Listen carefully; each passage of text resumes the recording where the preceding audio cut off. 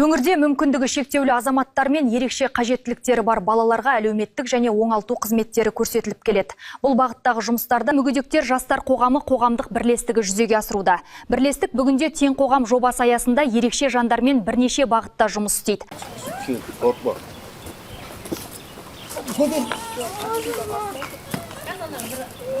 Қазіргі таңда бірлестікте жалпы 59 қызметкер еңбек етеді. Оның 20-сы Тараз қаласында жұмыс істесе, қалған мамандар облыс аудандарындағы әлеуметтік жобаларға тартылған. Бағдарлама аясында 49 бала ипотерапия қызметін алған, тағы кезекте 50 бүлдіршін тұр. Әлеуметтік бағыт бойынша бекітілген көрсеткіш 60 бала болғанымен ұйым сұранысты ескере отырып, қызмет алушылар санын арттыруға және мүмкіндігінше көбірек баланы қамтуға жұмыс жүргізіп келеді. Тең қоғам жобасы аясында бірнеше бағытта күндізгі 9-дан түс ауғанға дейін жұмыс істейміз дейді мамандар.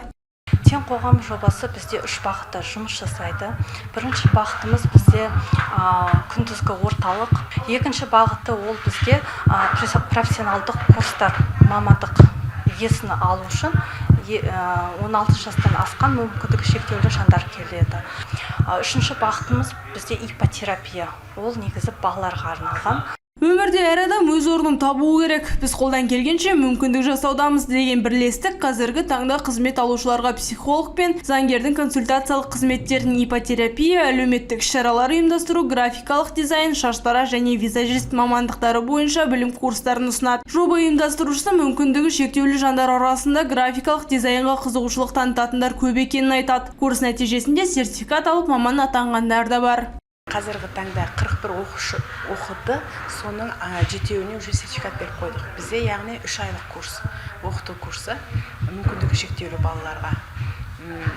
Қазіргі таңда біз әртүрлі жобамен жұмыс жасаймыз. Балаларға әртүрлі бағытта сабақтар үйретемін. Қазіргі жасанды интеллекттің дамыған заманы ғой, соған байланысты әртүрлі видеороликтер жасаймыз. Жобаның үшінші бағыты тірек қимыл аппараты бұзылған және психоневрологиялық патологиялары бар балаларға ипотерапия қызметін көрсетуге арналған. Жылына 60 балаға қызмет көрсету жоспарланған. Бірлестік бағдарлама аясында балаларға түрлі іс-шара ұйымдастырып, туған күндерде жиі атап өтеді. Балаларға жазғы күндері жайлы көңіл-күй сыйлау үшін бассейнге де апарып тұрады. Ата-аналар да қызметкерлерге дән риза екенін айтады. Тіпті үзбей келеміз дейді. Мен балам ипотерапияға келіп жүргеніне 1,5 жылдай болды. Результаттары өте жақсы. Поведениесінде өзгерістер бар. Біз ипотерапия жобасына 3-ші жыл болды келіп жатқаныма. Балаларында жақсы өзгерістер бар. Басында аздап агрессия болған, үйренбеген. Қазір жақсы үзбей келеміз. Менің қызым ерекше қыз. Біз бұл жерге келіп жатқанымызға 2 жыл болды. Алдында визажистке келіп, бет әлеуді үйренді. Қазір шаштаразбен қол өнеріне келіп жүр. Алланың әжесі бұл орталыққа немересін бала күнінен әкеледі екен. Мамандардың жұмысын ұзақ бақылаған қарт олардың жұмысына ерекше баға берді. Негізі бұл ұжымға кішкентай күннен келеді Лана. Осындай ұжымның болғаны өте қуанышты. Ерекше балаларға деген қызметтері өте жоғары.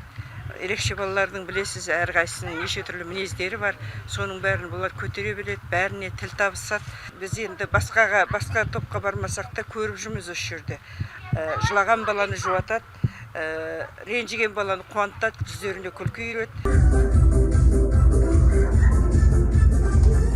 Осылайша мүгедектер жастар қоғамы қоғамдық бірлестігі мүмкіндігі шектеулі азаматтар мен ерекше қажеттіліктері бар балаларға әлеуметтік қолдау көрсетумен қатар, олардың оңалуына, кәсіби дағдыларды меңгеруіне және қоғам өміріне белсенді араласуына жағдай жасап отыр. Дәл осы бағытта Талас және Мойынқұм аудандарында бірнеше жобалар жүзеге асып, мамандар жұмыс істеуде.